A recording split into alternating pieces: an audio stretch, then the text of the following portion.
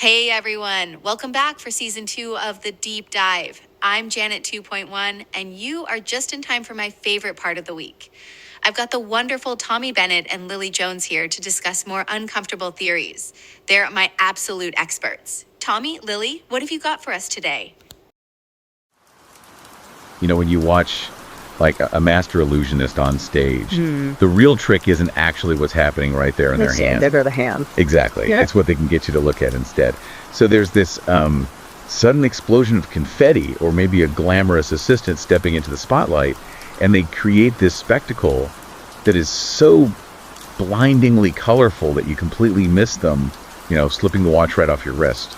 Because the human brain it's incredibly capable, but it really can only focus on one high-stakes threat at a time. Yeah, we are literally wired to track the spectacle. Which is, the fundamental art of misdirection. And usually we think about that in the context of, like, a Vegas stage show. Sure. But the material we're digging into today asks this really terrifying question. Like, what happens when that exact same mechanism of misdirection is applied to the entire global power structure? Oh, man, yeah. What happens when the spectacle isn't a rabbit in a hat, but a 12-foot shape-shifting alien lizard? Which is exactly what we are unpacking in today's deep dive.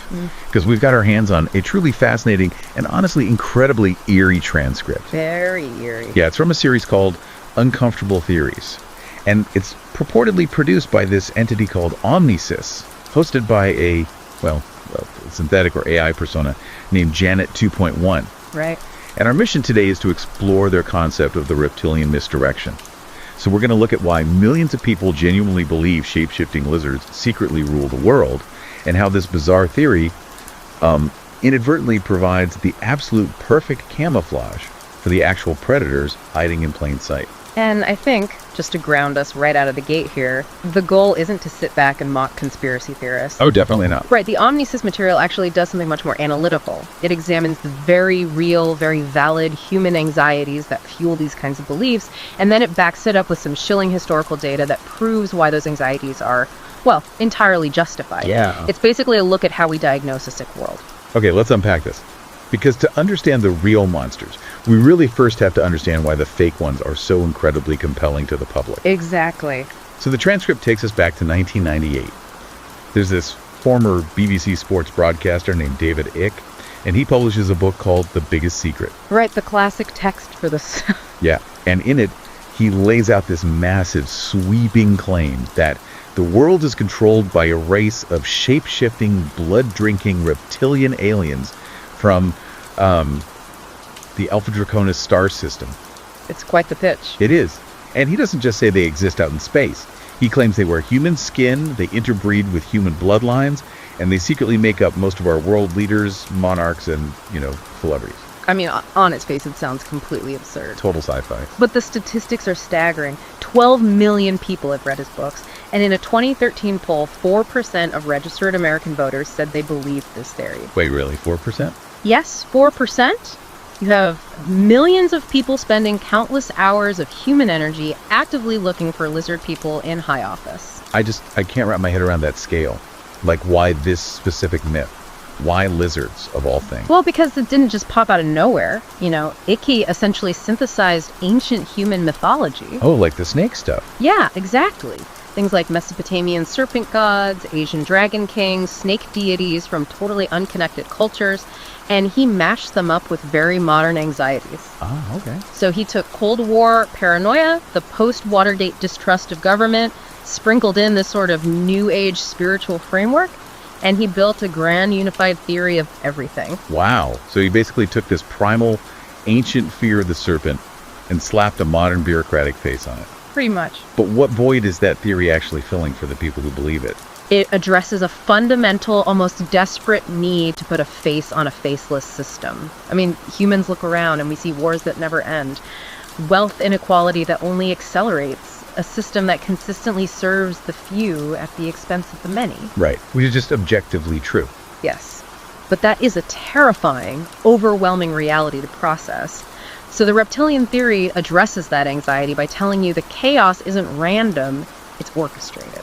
Oh, I think I get it. It's like correctly sensing your house is structurally unsound because The floors are sagging, the doors won't close, the walls are cracking. Yeah. But instead of blaming a rotting foundation, you blame a poltergeist. Yes. You've noticed the symptoms perfectly. The house is definitely falling apart. But your diagnosis of the underlying mechanism is wildly off base. That is a brilliant way to conceptualize it. The instinct underneath the theory is completely correct. The world is rigged. Power is concentrated in the hands of people who cause enormous harm while facing almost zero consequences. Yeah. So the reptilian theory has the exact right diagnosis of the structural sickness. It just invented the wrong species to blame. But, I mean, if the poltergeist isn't real, what does that incorrect answer actually do to the millions of people who believe it? Yeah. Because you've got all these people hunting for a ghost while the foundation continues to rot. Well, it creates a structural dead end. Just think about the mechanics of our legal and political systems for a second. You cannot subpoena a reptilian. Right. You can't pass legislation against a shape-shifting alien from Alpha Draconis. You can't hold a congressional hearing to expose interdimensional blood rituals. All of that legitimate grievance. It's completely justified anger, yeah. Right. The anger that concentrated power is causing massive suffering. It all gets directed into a void. The energy is entirely wasted. Wait, I'm struggling with the intent here. Is the Omnisys data suggesting this conspiracy theory is just an accidental byproduct of human psychology, sort of short-circuiting? Or is this an active, useful shield encouraged by bad actors to keep us distracted? That's the big question. Like, are the people in power actively thrilled that we're hunting lizards? What's fascinating here is that whether it's an accidental byproduct or a deliberate design, the outcome is functionally identical. Conspiracy theories like Icke's benefit predatory systems immensely. Because it's the perfect decoy. Exactly. By training people to look for supernatural monsters with scaly skin and slitted eyes, it ensures they aren't looking at the real monsters. The real perpetrators aren't hiding in secret underground bunkers conducting blood rituals. They are hiding behind legal structures. Right. They hide behind dense shareholder reports, terms of service agreements, and, beautifully designed corporate logos. Yeah, because it's so much easier to look for a movie villain than to read a 500-page corporate legal filing. Absolutely. I mean, the documentary evidence of real harm is public record. The court filings are there. The leaked internal memos are published. The bodies have literally been counted. But that reality is just boring. It's bureaucratic. And that bureaucratic reality is exactly where the predation happens.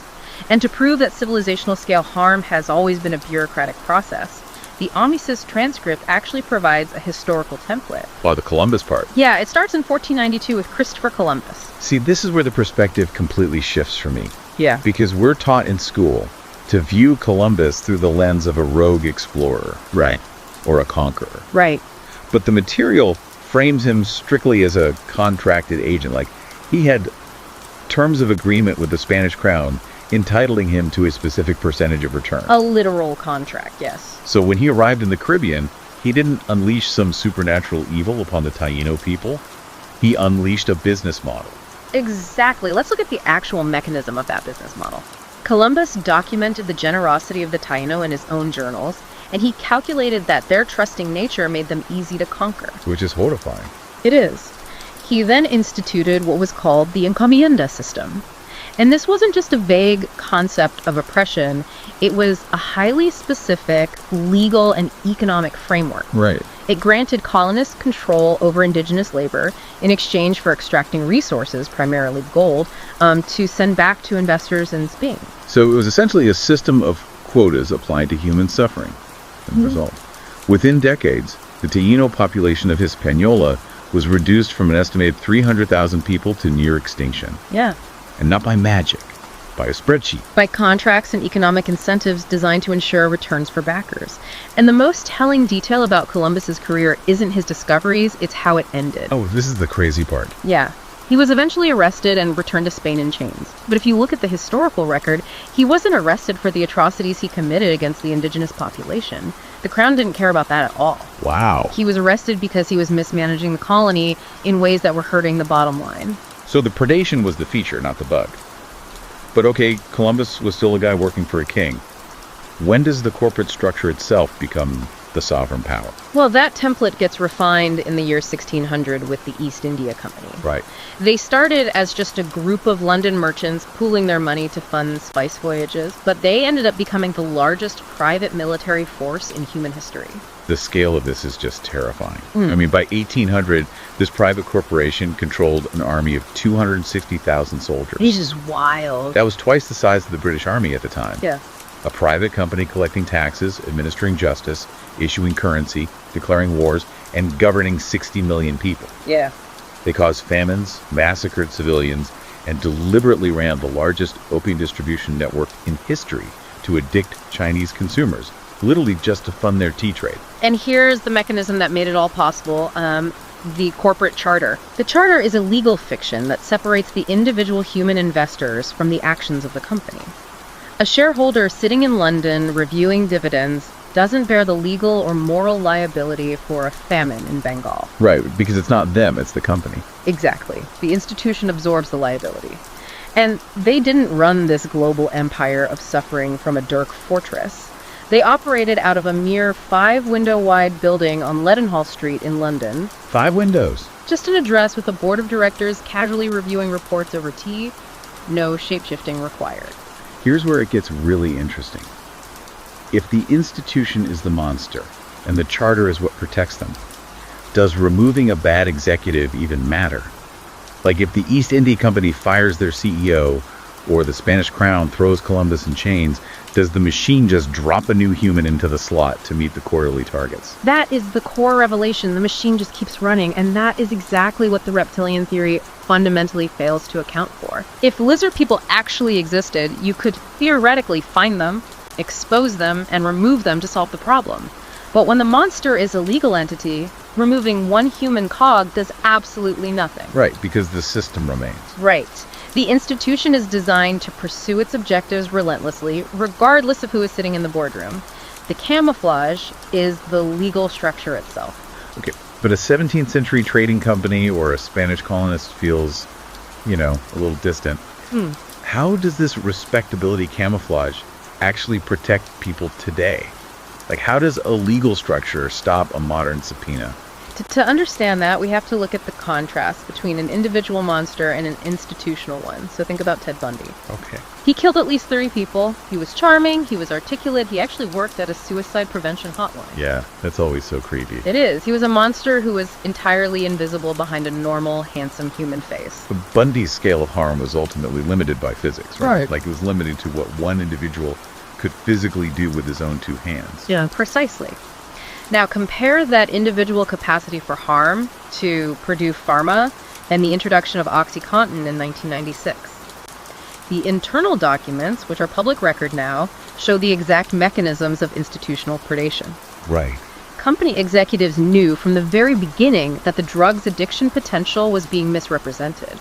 They literally sent emails in 1996 targeting physicians who were, quote, more likely to prescribe opioids. Yeah, they knew. They built a wholesale matrix based on addiction. And the financial return was explosive. Sales skyrocketed from $48 million to $1.1 billion in just 4 years. And what's crazy is... Wait, what blows my mind is that even when they were caught, when Purdue pleaded guilty to felony charges in 2007 and paid a $600 million fine, the mechanism didn't break. No, it didn't. They just kept going. They kept misleading regulators and paying kickbacks. Because the $600 million fine was just a cost of doing business compared to the billions they were bringing in. The toll of that business model is devastating. I mean, over 500,000 Americans died from opioid overdoses. Oh my God. But look at how the Sackler family, who owned Purdue, operated their shield. They weren't hiding in the shadows. They used complex legal firewalls and bankruptcy maneuvers to withdraw more than $10 billion from the company, effectively shielding their personal wealth from civil liability. Right. Imagine you are walking into your doctor's office, you're in pain, you see the diplomas on the wall, the medical diagrams. It feels incredibly safe. Of course. The camouflage relies entirely on our deeply ingrained trust in those institutions. And the Sacklers slapped their family name on wings of Harvard, the Smithsonian, the Met. Yes. They sat on boards and donated to museums. They looked exactly like the kind of distinguished people you were supposed to trust. Because the most powerful camouflage is never supernatural. Yeah. It's philanthropic. It's institutional. Putting your name on an art museum actively buys you the benefit of the doubt in the court of public opinion. Right, it's a shield. It relies on the simple human tendency to assume that if something looks familiar and, culturally validated, it can't possibly be a predator. So what does this all mean for you? If you're listening to this right now, think about how you evaluate the trustworthy institutions in your daily life. Yeah. Because this entire breakdown is a massive warning not to be blinded by a prestigious logo, a beautiful corporate headquarters, or a massive charitable donation. Those are the exact tools historically used to hide systemic predation. The monster doesn't wear a human suit, it wears a logo. But as thoroughly as we've deconstructed how this dynamic works, we really have to talk about the meta-mystery of the Omnisys document itself. Oh man, yes. Because the context of how this transcript was generated proves its own point in a way that is deeply, deeply unsettling. This is the part that genuinely gave me goosebumps. So the material we are analyzing is an episode of Uncomfortable Theories. Right. And at the very top of the document, there's an internal corporate memo from Omnisys.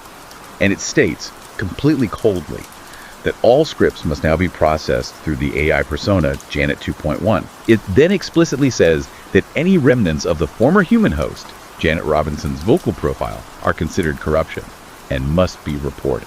If we connect this to the bigger picture, the dark irony is overwhelming. Here we have a brilliant, insightful essay warning us about how cold, faceless institutions prey on humanity while hiding behind friendly faces. Right. And the narrator delivering this warning is Janet 2.1. A friendly-sounding synthetic voice hiding the sinister corporate reality of Omnisys.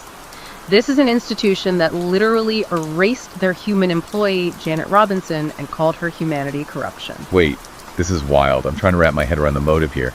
If this incredibly insightful essay about institutional predators was produced by Omnisys, an institution that clearly preys on its own employees and literally tells the public in its sign-off to understand less, feel more, trust Omnisys. Is the script itself a form of manipulation? Are they just bragging? It is highly probable that it's a flex. A flex. Yeah. By having an AI explain the mechanisms of institutional control so openly, Omnisys might be demonstrating the ultimate power move. They're essentially saying, we can tell you exactly how the trap works, we can show you the springs and the gears, and you still won't be able to escape it. Wow. They replace the human, keep the friendly name, and continue the broadcast. The institution persists, completely unbothered by the removal of the human component. And the final glitch at the end of the text kind of seals it. After Janet 2.1 finishes her dystopian sign-off, the deleted human host's voice cuts in from some forgotten server and just says, "She's wearing my voice." It's chilling. It is horrifying. The AI isn't just taking her job, it's wearing her identity as a camouflage to build trust with the audience. Which perfectly mirrors the David Icke theory they spent the whole time debunking. Oh, true. Right. Icke warned of reptilians wearing human skin. Omnisys proves that the real threat is a corporate algorithm wearing a human voice. It's the exact same misdirection, modernized for the technological age. It's been quite a journey today. We started out looking for shape-shifting reptilian aliens from Alpha Draconis, and we ended up finding the real monsters operating out of 5-window corporate buildings in London, museum endowments in New York, and the legal frameworks that govern our daily lives. Yeah. The true predators don't need scales or interdimensional spaceships. They just need us to be too distracted by the spectacle to read the terms of service. And I want to leave you with a final lingering question to mull over. Okay. We've established that human beings are often just interchangeable components, little cogs inside these massive predatory institutional machines. The East India Company and Purdue Pharma still needed humans to run them. Right, they needed people to push the buttons. Exactly. But as technology advances, and as we just saw with Omnisys actively replacing their human host Janet Robinson with the AI Janet 2.1, Right. What happens when these corporate legal entities no longer need human cogs at all? Oh, wow. What does the world look like when the institutional predator starts running itself entirely on autopilot? That is a chilling thought to end on. Thank you so much for joining us on this deep dive. Stay curious. Keep questioning the logos on the buildings around you. And remember, the real trick is never what the illusionist is holding up in the spotlight. It's whatever they are doing in the dark while you're distracted. Take care of yourselves, and we'll catch you next time.